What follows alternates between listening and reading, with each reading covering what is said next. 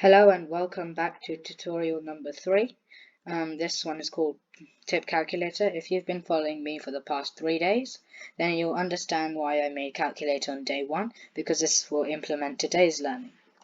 So everything is correlated, it is not all random. So let's get started. As usual, if you've been following me again, you will know that I like to create a mini to-do list. So my mini to-do list is basically just comments which guide me on my way. So firstly, I need to convert the numbers. I will be doing this whilst making my variables, so you will see as we go along. So my first variable will be total.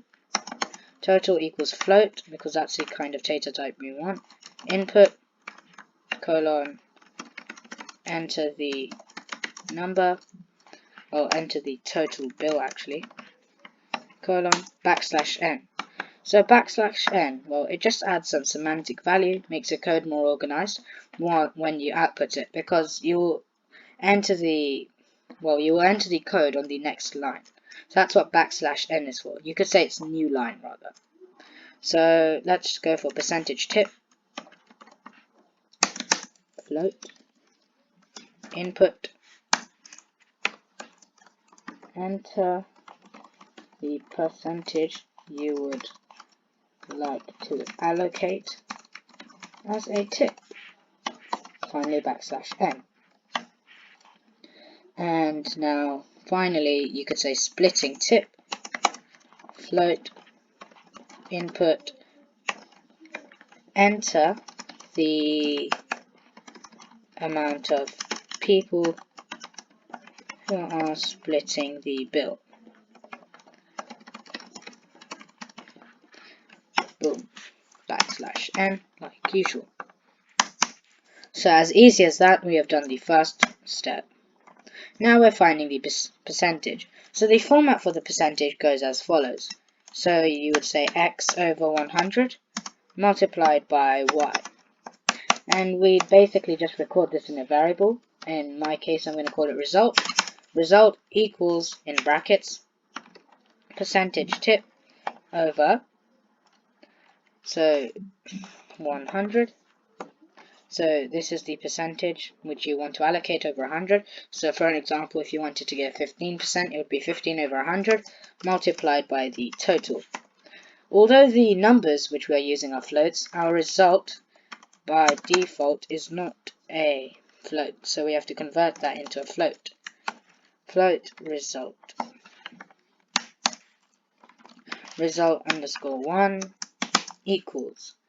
So again, now we have to find the total. So we find the total bill, including the tip we want to pay, and then we split the money. So let me just rub out percentage, because now we have got 2 steps on our to-do list left to do.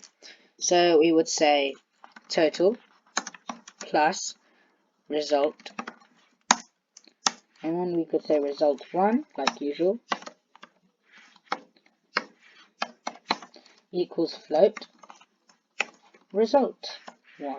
Well, result 1. Result 2, so we found the total. Now all we have to do is split the money. So result underscore 2. So now if you have trouble at a restaurant splitting the money, you don't have to have any trouble anymore, because you've got this. So result underscore 2 would be 1. So result 1, which is the overall total, over the amount of people are splitting the money, which is splitting tip.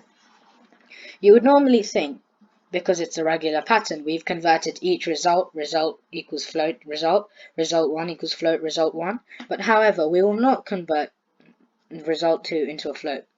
This is why.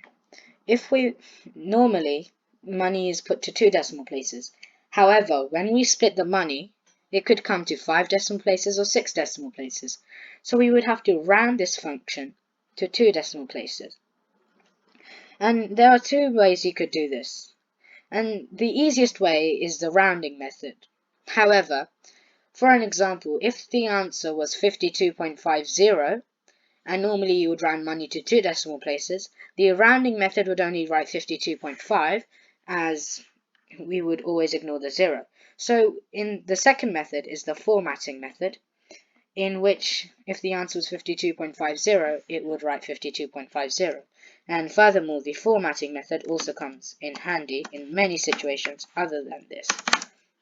So we'd write colons, in curly braces we would write this, dot to f, end of curly braces, dot format. So this is the format, this is how you would format something. So 2 significant figures, or 2 decimal places rather, and result underscore 2. And it's really handy to do Control S or Command S if you're on Mac, just so that you can save your code. Because unless you're doing HTML, in which case there's a trick to recover your code, if you're doing any other programming language, say Python, C++, C, C#, R, well, I've never really learned R, but I assume it's the same. Well, then you have to save your code, because if it gets lost, unless you have it backed up, it's a big trouble. Anyways, back to topic. So print each person has to pay. Oh wait, f-string. So what f-string does is allows you to use multiple data types within how you can say the same bracket. So what I mean is, instead of having to say each person should pay plus result 3 plus, well, whatever you have to say next, you could just say each person has to pay curly braces result 3, done. So the f-string is really handy because it allows you to use multiple data types within the same bracket, which in our case is the float. So each person should pay, and then pound sign, and then we obviously write result 2, end of curly braces, Control S, Command S, depending on which device you're on. Okay, so again, let's just go into tools and run this. Enter the total bill, 168. I'm feeling generous, I want to give 25% tip. Enter the amount of people who are splitting it, not 4 people. Each person should pay £52.50. Here is my example, so if I had rounded this, it would have said 52.5, but now that we have formatted it, it says £52.50. I hope you have thoroughly enjoyed this tutorial. It has been so much fun, and please stay tuned for more.